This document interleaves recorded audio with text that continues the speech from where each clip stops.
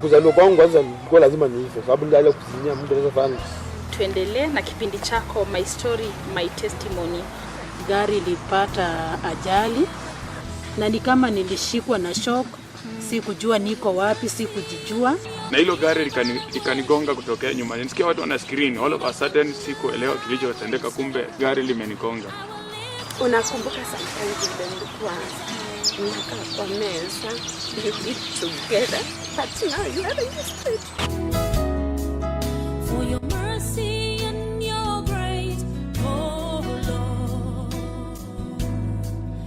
I believe and I worship you. You're the one that I will serve. I will lift your name up high, 'cause I believe.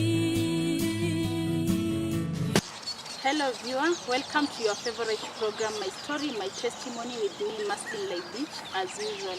And today I'm privileged again to have a bishop with me in the program. Welcome. Please greet our viewers and tell them who are you. Hello viewers, my name is John Wanyonyi Mabonga. I'm a bishop in Kitale Town, Trans-Nzoia County. Thank you. Welcome Bishop. Bishop Mabonga has a really touching story on what he has passed through and to the point that he is right now. Bishop, maybe you can tell us, do you have a family? Yeah. Well, God has blessed me with a family. I have one wife, because some bishops have more. Yeah. I have one wife, and I have 5 biological children. And I also am fostering about 45 orphans that I'm bringing up as they are dead. Yeah. So I'm privileged to have such a huge family. It's enjoyable to have. Okay, that's so great. Bishop, I'd like you to take us back to your childhood life. Where did you grow up and how was it growing up there? Wow. Well, I was born and brought up in Mabonga County, which is just next to Trans-Nzoia County. My father was a polygamous person. He had more than 70 wives and several children. So in this village called Nangwe in Kapchai constituency, I was born 1974, the 4th born child to my mother, who was the 4th wife of my father. And so since then I grew up in the Trans-Nzoia County, Bungoma County. From there I went to Nangwe Primary School. Then after doing my KCB examination, I came to Kitale to look for something to do as a way of life. Okay, there are some viewers who are watching us today and probably wondering, growing up in such a polygamous family, Yeah. you know, there are usually some challenges experienced in such families. What are some of the challenges, or just tell us how was it growing up there? It was very challenging, extremely challenging. This is a father who has many wives and he has many children, and some of them he didn't even come in eye contact with them. Some of us he didn't know even when we were born, and so our livelihood depended on our mothers. So every mother was to bring up her own children. But unfortunately, when I was 4 years old and my elder brother was 12 years old, we were only 4 children, my father divorced my mother. And so life became very difficult. We were left to be managed by a 12-year-old young boy. So most times we went looking for in the neighborhood to get food and sometimes to get some assistance. From age around 4 years, when I began knowing that I'm a human being, I just grew up naked. And all my brothers were growing up almost half naked because we could hardly find clothes and we could hardly find food. So the whole area knew that this family, they're really very poor people. Even the most extreme poor, they call us poor. Yeah. So it was not easy to find food, to find clothes, basically. And most times we even slept in a sugarcane plantation because there were not even houses. Yeah. Telling us about lacking your basic needs, Yeah. which each child has been entitled to. Yeah. So if it was this hard having your basic necessities, what about other necessities like education, did it really affect that? I was really terribly affected education-wise. I went to school when I was about 9 years, very late.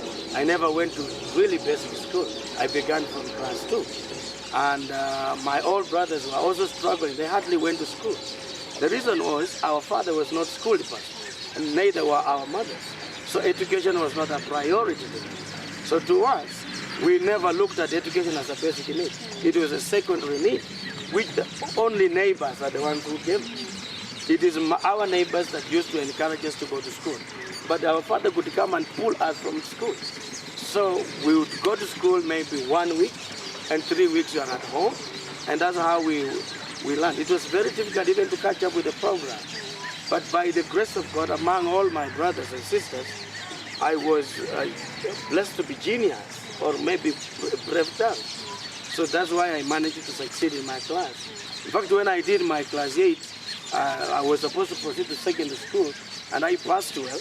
My father decided to say I'm not his legitimate child. So he denied me, he chased me out of home.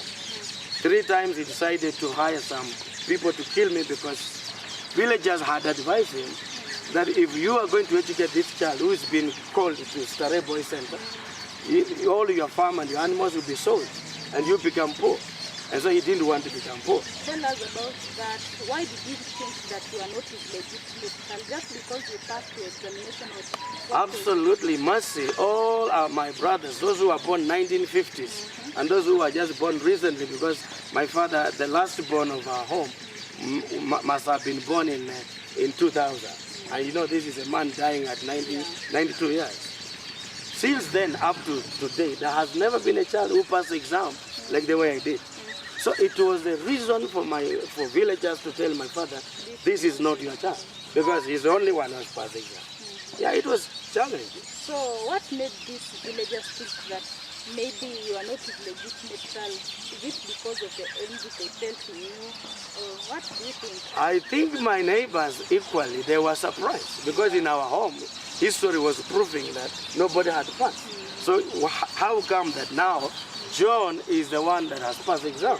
So I think they were also right to think that I don't belong to that home.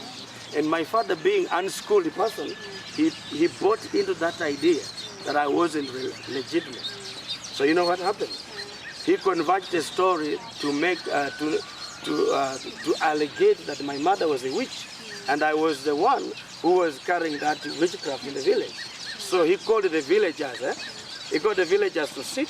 During those days, if anybody would allege that someone is a witchcraft, they would ban the person on the stage. So they called the public parasa to ban me on the stage with my mother, because this is a wrong woman in this home and he has a wrong child. So it means it was a sort of primitivity in the village? Yes. And did that really deny you the chance to have the parental love and the fatherly love? Well, my father died at age 92 years old. I just buried him 5 years ago. And he had never referred to any of his children as son or by name, calling me John or calling so and so by name. No. He used to call us dogs. And that made us to have a bitter side of the parenthood. We were looking at this kind of a parent who is calling us dogs. And of course, he kept many dogs. So he called the dogs by name. He called some dogs Wanyonyi, some dogs Suti, some dogs Wafula, Nambuye, but he could not call us sons or daughters. So we knew that the world is not fair. The world has a lot of rejection for us. So it was, I never felt the parental love until I came to know the Lord Jesus Christ. Yeah. Tell us about that. So it means that if your father really did those things to you, he was not saved at the time. My father was not saved. He had never been to any church. My mother was not there, but they were not all Christians. In our home, we were brewing alcohol, and my father was a village king. People would come and take alcohol there. That's the business we knew. So he was not saved. He was not a Christian.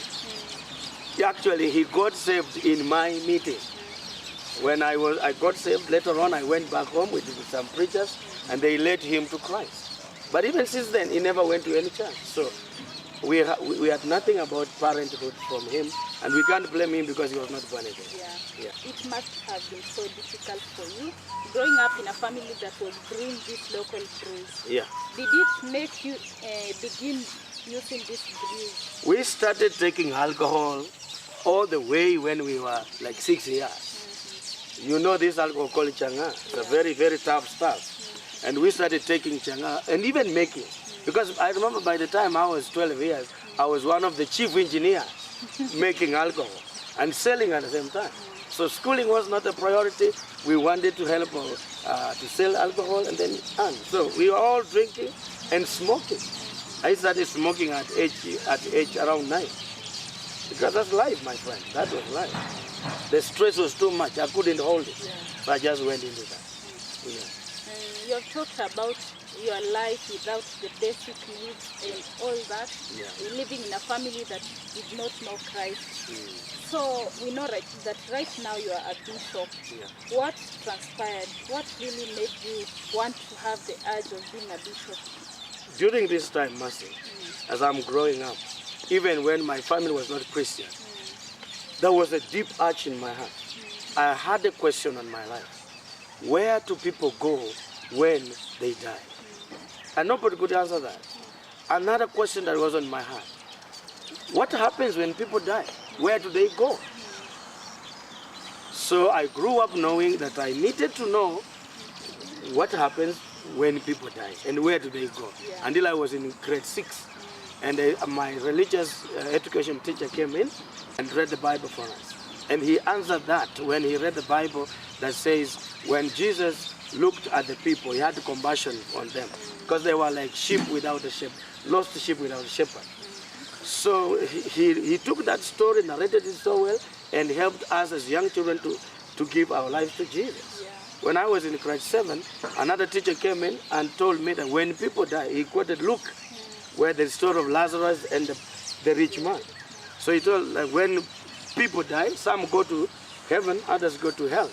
And he gave the story of Lazarus. And I thought, wow, I need to be like Lazarus, even though I'm poor, but I need to give my life to Christ. So I gave my life to Christ when I was 16 years, in grade 7. And right then, I went to the village to start witnessing to everybody, because I needed this village to come to Christ. Tell us the reception on the village. Oh, Master, you don't want to really. It was interesting.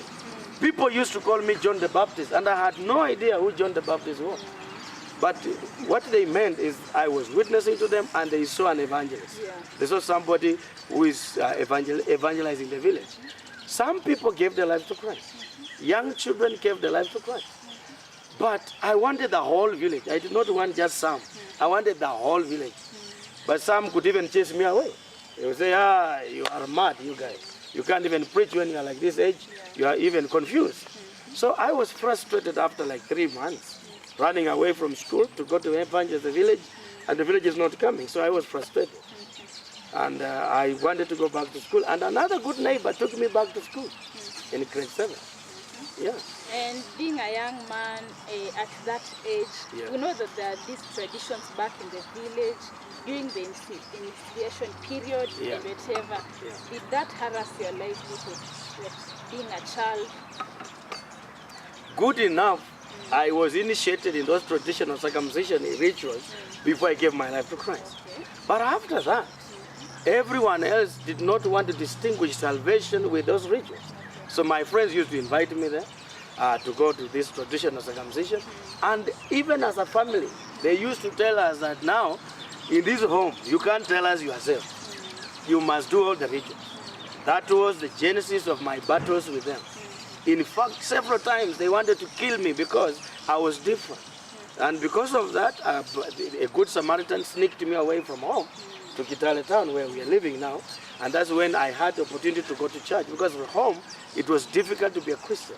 Maybe before that, you can tell us, you are now saved, you are back home, and we remember that this home is the one that made these breweries and whatever.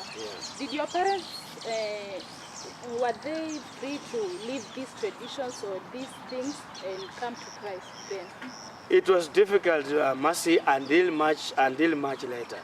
When I went back, I started when I was now realized that my family needs salvation.